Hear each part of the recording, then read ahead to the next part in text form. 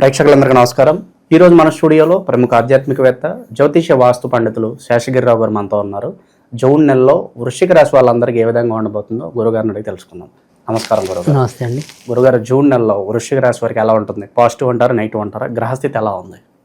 అయితే కొద్దిగా 50-50 గ్రహస్థితి ఉన్న దాంట్లో ఇప్పుడు ప్రస్తుతం వృశ్చిక రాశి కూడా ఒకటి. సో మంచి ఎలా ఉందో చెడు కూడా ఇంచుమించు అదే స్థాయిలో వీరి మీద ప్రభావం చూపించడం అనేది అయితే ఎక్కువగా కనిపిస్తుంది. ఎందుకంటే ప్రస్తుతం ఉన్న గ్రహస్థితిలో వీరికి నెగిటివ్లోనే ఇప్పుడు ప్రస్తుతం పంచమంలో శని సంచారం ఉంది, చతుర్థంలో రాహు సంచారం, ఇలా వేరు గ్రహ సంచారాలన్నీ కూడా కొంత ఇబ్బంది అనేది ఉంది.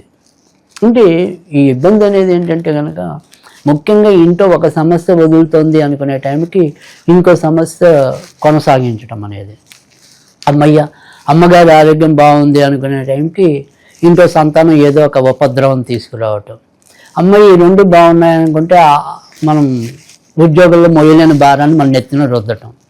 సో ఎక్కడికి వెళ్ళినా ఏదో రకమైన ఊరట ఒక రోజో ఒక 2 రోజుల్లో ఊరట పొందాం, 3వ రోజు నుంచి ఏదో తెలియని ఆరోగ్యం మళ్ళీ ప్రారంభమవుతుంది.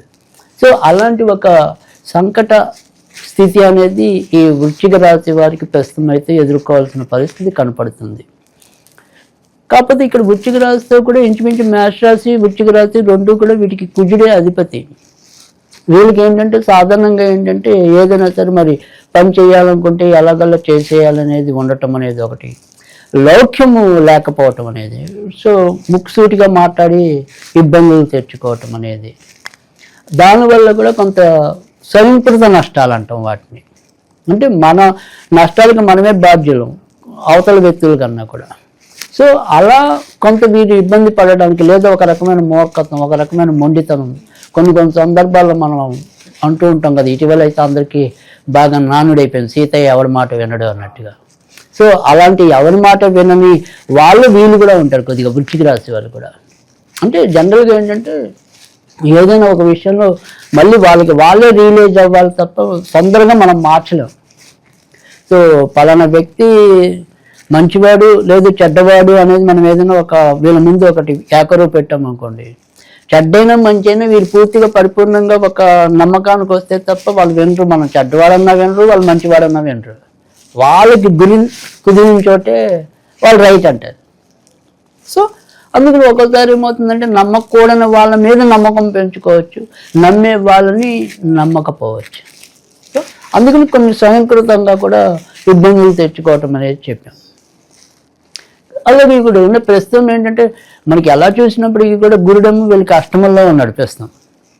తర్వాత మరి పంచమంలో శని బుద్ధి సరిగ్గా తోచకపోవడానికి ఆయన ఉన్నాడు. ఇంటిలో సుఖశాంతులు లేకుండా చేయడానికి రాహు ఉన్నాడు చతుర్థంలో. మరి ఏది కూడా పూర్తి స్థాయిలో మంచి చేసేలాగా లేదు. మొన్నటి దాకా అంటే జూన్ 6వ తారీఖు దాకా ప్రస్తుతం వీరి యొక్క రాశ్యాధిపతి ఎవరైతే ఉన్నాడో ఆయన కూడా నీచంలో ఉన్నాడు. సో జూన్ 6 నుంచి కొద్దిగా కుజుడు కొంత మెరుగు స్థితికి వచ్చాడు.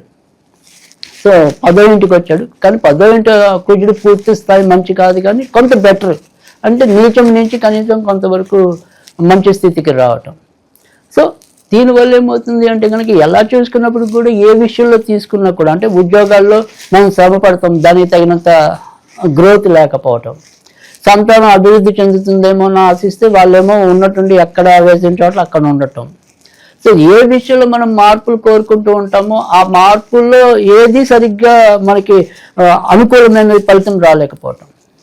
ఎలా ఉంటుంది అంటే కనుక ఒక విధంగా చెప్పాలి అంటే కనుక తిన్నామా తిరిగామా ఆ నిమిషానికి బతికామా అంతవరకు హ్యాపీ.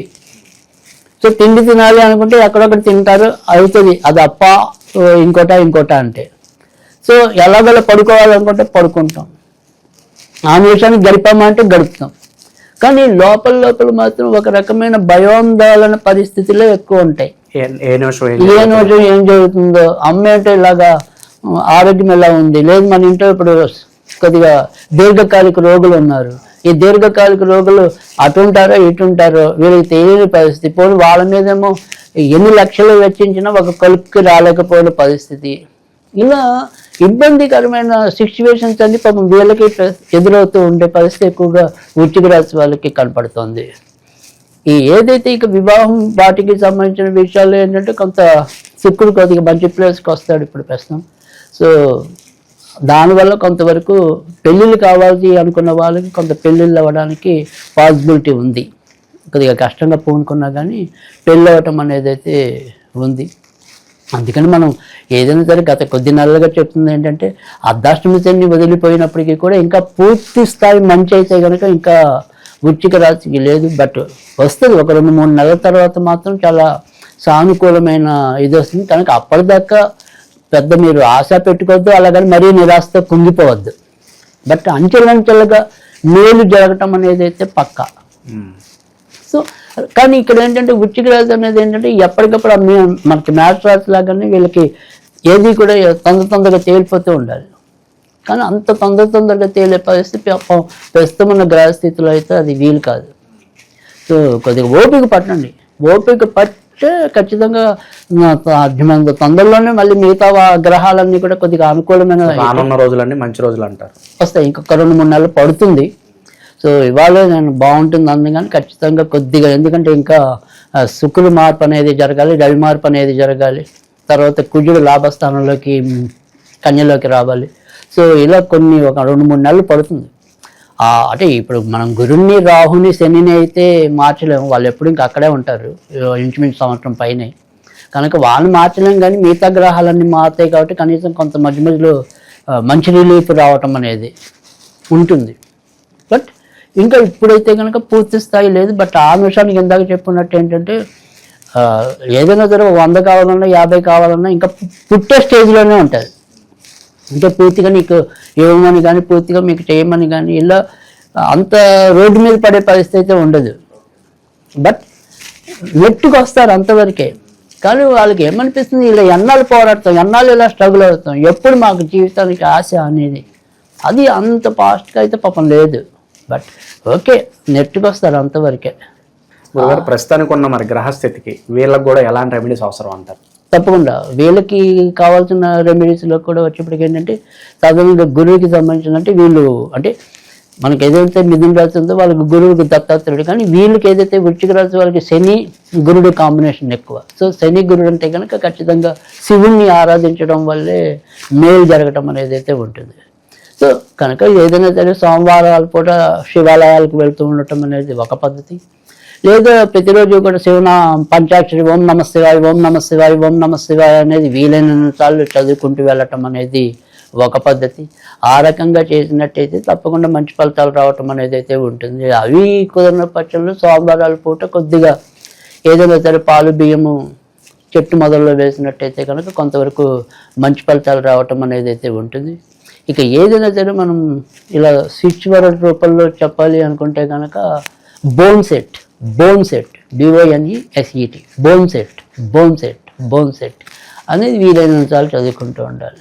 సో అప్పుడు వాళ్ళ జీవితంలో అన్ని రకాలుగా సెట్టింగ్స్ మారడానికి ఉంటుంది. సో జూన్ నెలలో వృశ్చిక రాశి వాళ్ళందరికీ కూడా ఏ విధంగా ఉండబోతుంది, ఎలాంటి పరిహారాలు పాటించాలి, చాలా బాగా వివరించారు గురుగారు. ధన్యవాదాలు గురుగారు.